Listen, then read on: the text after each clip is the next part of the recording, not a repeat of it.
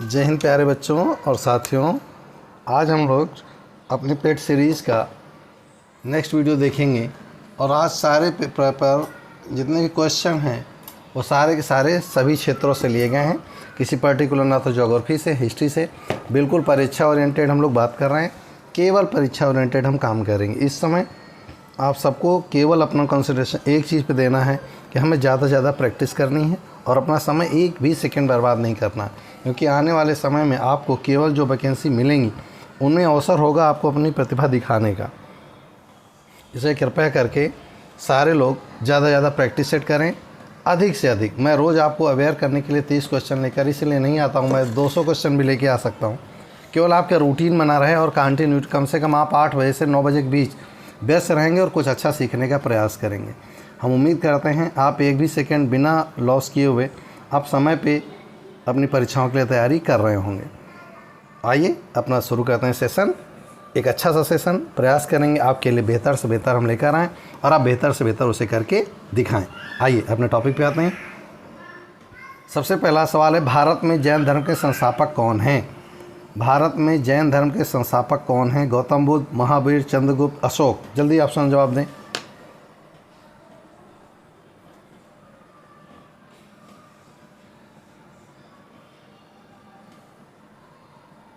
इसका सही जवाब होगा महावीर। जैन धर्म के संस्थापक किसको माना जाता है? स्वामी महावीर को। ये वास्तविक संस्थापक हैं। ठीक, अगला क्वेश्चन, अजंता की गुफाओं का निर्माण किस काल में हुआ? अजंता की गुफाओं का निर्माण किस काल में हुआ? जल्दी जल्दी जवाब दें। अजंता की गुफाओं का निर्माण किस काल में हुआ? गुप्त काल, कुषाण, मौर्य, चालुक्य।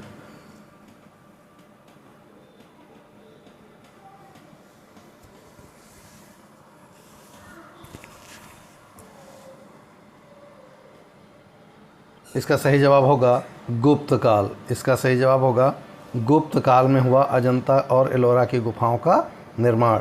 नेक्स्ट जल्दी क्वेश्चन पे आइए। अगला क्वेश्चन है, कौटिल्य जो अर्थशास्त्र के लेखक थे निम्नलिखित में से किसके समकालीन थे? बहुत बढ़िया प्रश्न है। सम्राट अशोक, चंद्रगुप्त मौर्य, समुद्रगुप्त, चंद्रगुप्त, विक्रमादित्य। ठीक ऐसे प्रश्न आपको परीक्षा में मिलेंगे।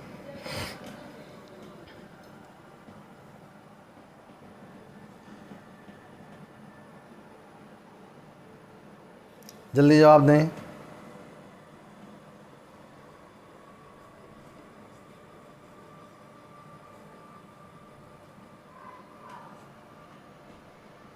सही जवाब इसका होगा चंद्रगुप्त मौर्य। इसका सही जवाब होगा चंद्रगुप्त मौर्य। चलिए, बहुत अच्छे जवाब आप दे रहे हैं, जल्दी करें। क्वेश्चन नंबर 4, सबसे पुरानी भारतीय सभ्यता का नाम बताएं। सबसे पुरानी भारतीय सभ्यता का नाम बताएं। जल्दी जवाब दीजिए। सबसे पुरानी भारतीय सभ्यता का नाम। सिंधु घाटी सभ्यता, मेसोपोटामिक सभ्यता, मिस्र की सभ्यता, इनमें से कोई नहीं।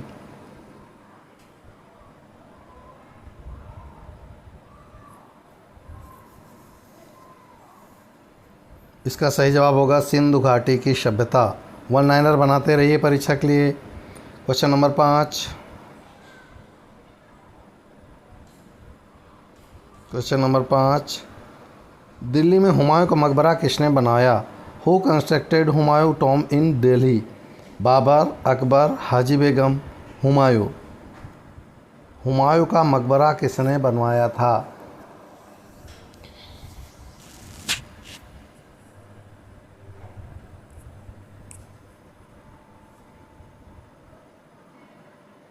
इसका सही जवाब होगा हाजी बेगम। इसका सही जवाब होगा हाजी बेगम। नेक्स्ट क्वेश्चन,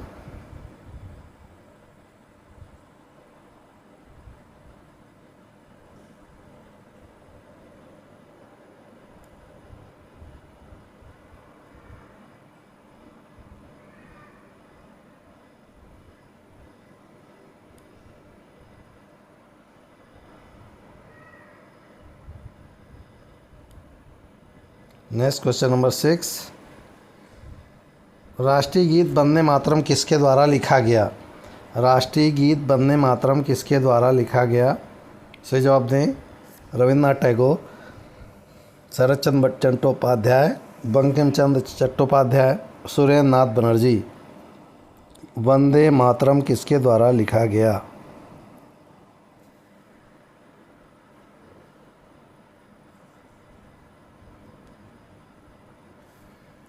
इसका सही जवाब होगा बंकिम चंद्र चट्टोपाध्याय। अगला,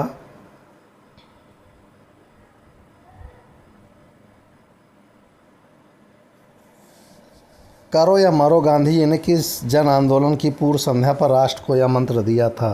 करो या मरो।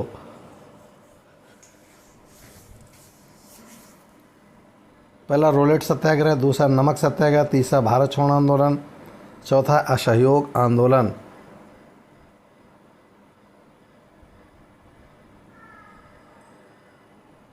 क्वेश्चन नंबर 7, जल्दी करें। क्वेश्चन नंबर 7 का सही जवाब होगा क्विट इंडिया मूवमेंट, भारत छोड़ो आंदोलन। चलिए नीचे लिखिए, भारत छोड़ो आंदोलन की शुरुआत गांधी जी ने कहाँ से की थी? जल्दी नीचे लिखिए कमेंट बॉक्स में, मैं आपको 5 सेकंड का समय दे रहा हूँ।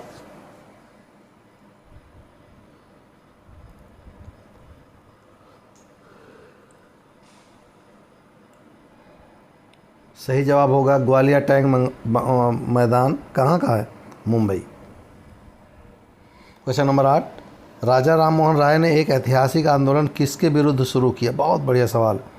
जाति व्यवस्था, सती प्रथा, समाज में महिलाओं की कमजोर स्थिति, और लास्ट है धार्मिक अनुष्ठानों का अभ्यास। किसके खिलाफ उन्होंने शुरू किया था अपना?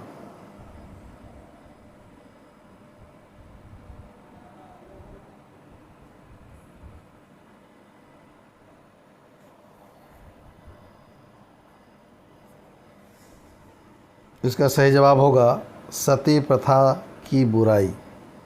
ठीक, इसके खिलाफ उन्होंने ऐतिहासिक आंदोलन शुरू किया था।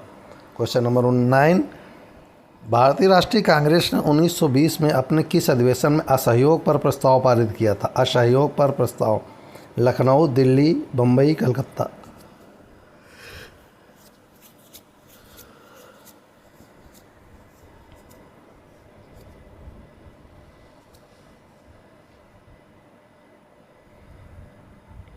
इसका सही जवाब होगा कोलकाता। ये प्रस्ताव कहाँ पास किया गया था? कोलकाता में असहयोग पर पहला प्रस्ताव पास किया गया था। ठीक है, चलिए नेक्स्ट क्वेश्चन नंबर 10, पहला परमाणु बम हिरोशिमा पर कब गिराया गया था? When was the first atom bomb dropped on Hiroshima? अगस्त 6, 1945, 9 अगस्त 1945, 9 अगस्त 1946, 6 अगस्त 1942।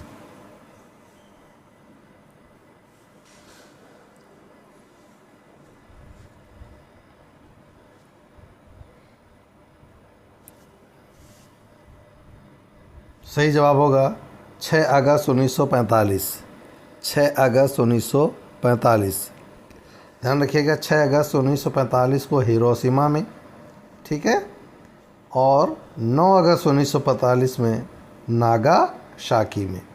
और ये दोनों कहाँ पर हैं? आप अच्छे जानते हैं, कहाँ? जापान में। जापान में 2 द्वीप हैं, पहला है होकाइडो, क्या नाम है? होकाइडो, और दूसरा है होन्शु, तीसरा है रिक्यू। तो आपको ध्यान रखना होकाइडो और होन्शु। होकाइडो हुआ था हिरोशिमा और होन्शु हुआ था नागासाकी।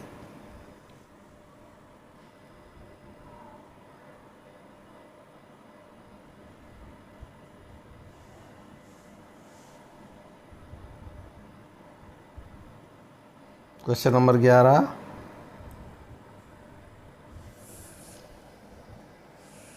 निम्नलिखित में से कौन सी झील खारे पानी की झील है? निम्नलिखित में से कौन सी झील खारे पानी की झील है? सांभर, डल, बुलर, चिल्का।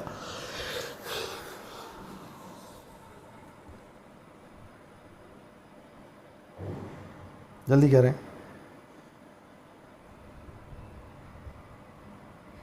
सबसे ज़्यादा खारे पानी की झील है सांभर, बाकी सब की सब मीठे पानी की है।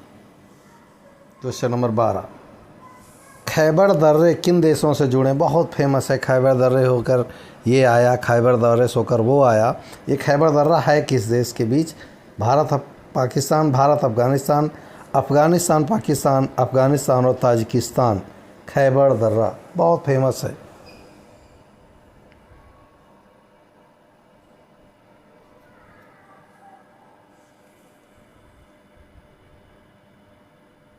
इसका सही जवाब होगा अफ़गानिस्तान और Pakistan, Afghanistan and Pakistan. Question number 13, Almaty बांध किस नदी पर बना है? बहुत आ चुका। अलमाटी बांध किस नदी पर बना है? कृष्णा नदी, कावेरी नदी, तुंगभद्रा, मालप्रभा।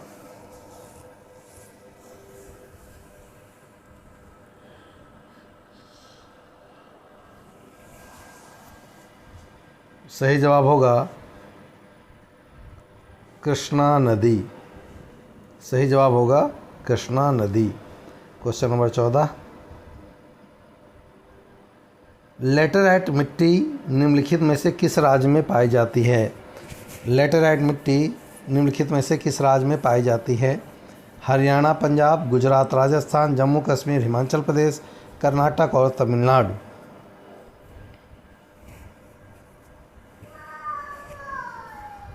जल्दी बोलें।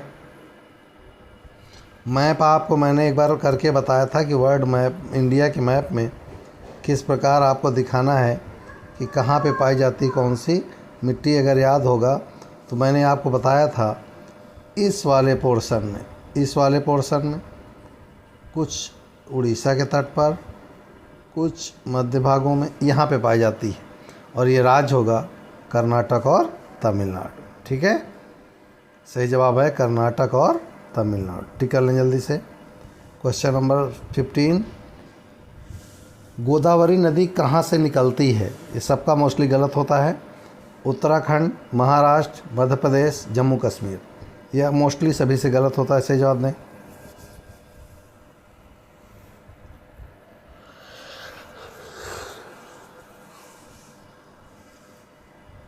इसका सही जवाब होगा महाराष्ट्र। गोदावरी निकलती है महाराष्ट्र से।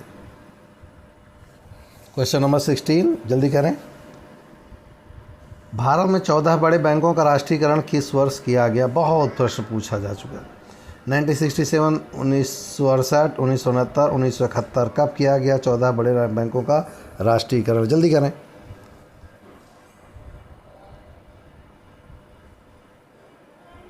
सही जवाब होगा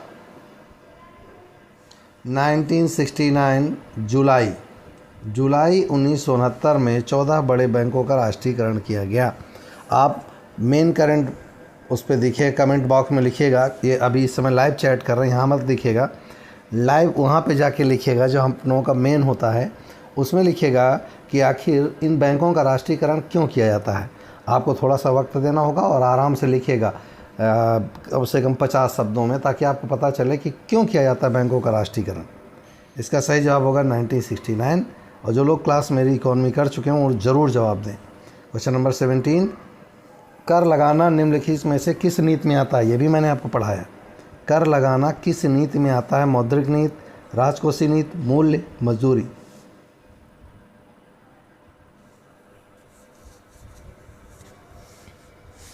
सही जवाब होगा राजकोषीय नीति। राजकोषीय नीति 17। 18 का जवाब दें जल्दी से। 2 रुपये एवं इससे अधिक की मुद्रा की देनदारियां किसकी हैं? 2 रुपया और इससे अधिक की देनदारियां किसकी हैं? 2 रुपया और इससे अधिक की देनदारियां किसकी हैं? नंबर 1 भारत सरकार, आरबीआई, भारतीय स्टेट बैंक, उपर्युक्त सभी।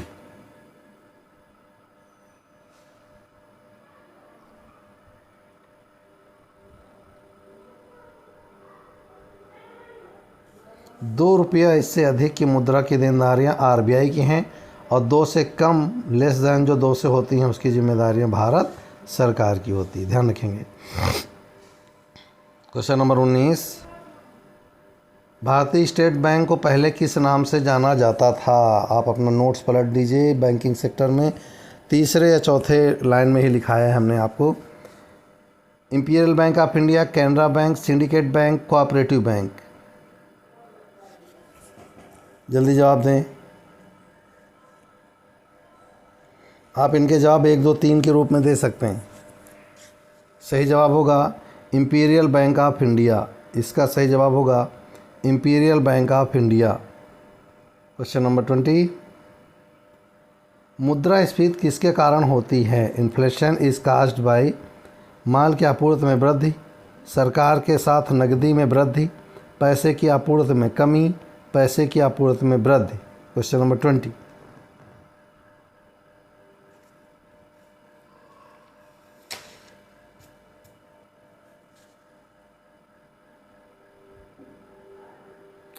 सही जवाब होगा पैसे की आपूर्ति में वृद्धि। इन्फ्लेशन का मतलब समझ लीजिए वस्तुओं की कीमतें बढ़ती हैं। जो प्राइस होता है वस्तुओं की कीमतें बढ़ती हैं, और ये तब बढ़ती हैं जब लोगों की पीसीआई बढ़ती है। पीसीआई का फुल फॉर्म लिखिए नीचे कमेंट बॉक्स में।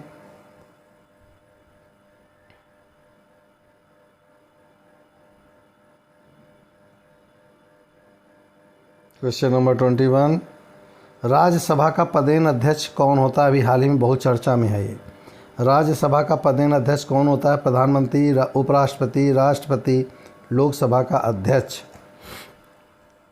पदेन अध्यक्ष राज्यसभा का कौन होता है? राज्यसभा का जो अध्यक्ष होता है वो उस सदन का व्यक्ति होता ही नहीं।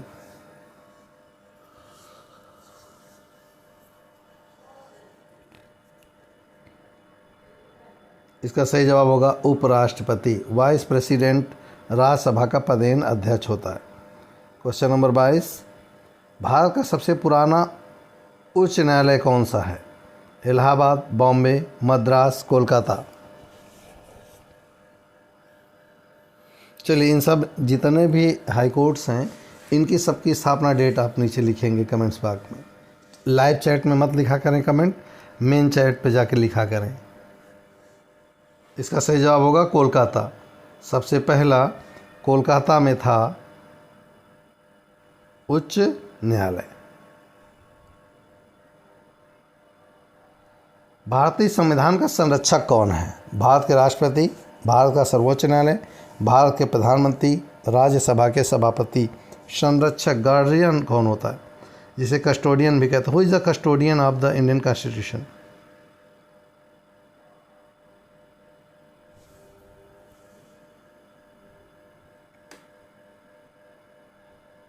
भैया जो गार्जियन होता है वो होता है सुप्रीम कोर्ट। इस कौन होता है? Supreme court. ठीक। Question number 24, when was the constitution drafted? संविधान का मसौदा कब तैयार किया गया था? 26 जनवरी 1950, 26 दिसंबर 1949, 26 नवंबर 1949, 30 नवंबर 1949। क्वेश्चन नंबर 24,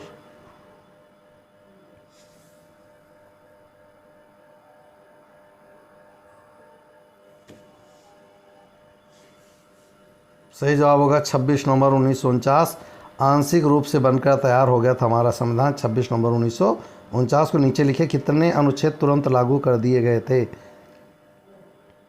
राज्यसभा को भंग करने के लिए कौन सक्षम है? अध्यक्ष राज्यसभा, राष्ट्रपति, संसद का संयुक्त सत्र, इनमें से कोई नहीं। 25,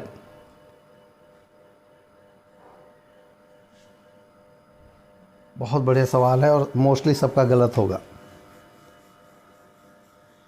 आप 1, 2, 3 इनको मान के दिया करें। जैसे पहला 1 है, 2, 3, 4, आप अपने आप अंडरस्टूड कर लिया करिए इसको। 1, 2, 3, 4 करके जवाब दें।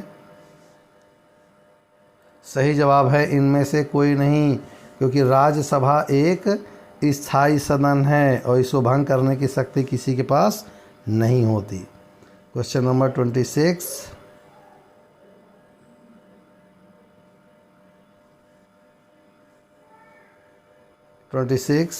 Vinegar is a commercial name of? सिरका किसका व्यावसायिक नाम है? सिरका किसका व्यावसायिक नाम है? Oxalic acid, hydrochloric acid, acetic acid, citric acid. 26 26 का सही जवाब है एसिटिक अम्ल। 26 का सही जवाब है एसिटिक अम्ल। अगला है भोपाल गैस त्रासदी किस गैस के कारण हुई थी। मैंने आपको शायद टेस्ट सीरीज में पहले इस क्वेश्चन को पूछ रखा है, जल्दी जवाब दें। Methane isocyanide, methyl cyanide, methyl isocyanide और मिथाइल क्लोराइड। 27 सभी पोर्शन से हमने सवाल पूछे हैं आपसे। इसका सही जवाब होगा methyl isocyanide, that is MIC। बहुत बार पूछी, इसको कभी कभी मिक नाम से ही पूछ लेता है, मिक। 28 पेलाग्रा किसकी कमी के कारण होता है। Niacin, riboflavin, thiamine, pyridoxine. Pellagra is the cause due to the deficiency of 28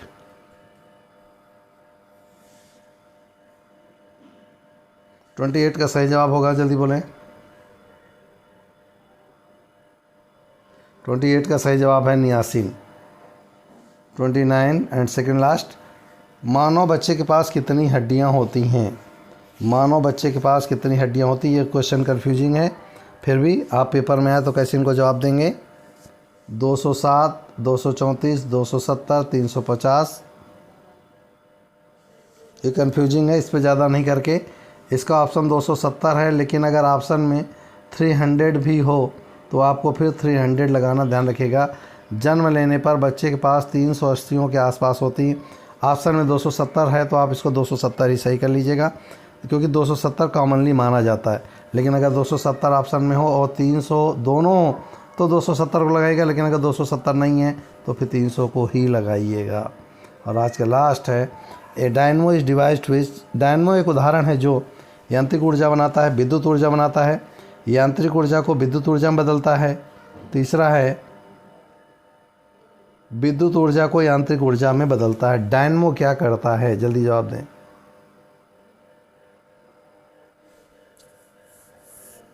इसका सही जवाब होगा, जल्दी करें।